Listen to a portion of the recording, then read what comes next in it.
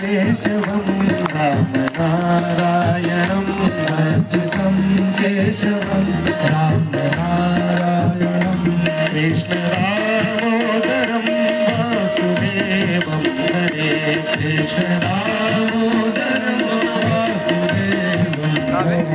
कृष्णदामोदरं वासुदेवं हरे कृष्णदामोदरं वासुदेवं श्रीधरं माधवं गोपिकावल्लभं श्रीधरं माधवं गोपिकावल्लभं श्रीधरं माधवं गोपिकावल्लभं श्रीधरं माधवं गोपिकावल्लभं जानकीनायकं रामचन्द्रं भजे जानकीनायकं रामचन्द्रं जानकीनायकं रामचन्द्रं भजे जानकीनायकं रामचन्द्रं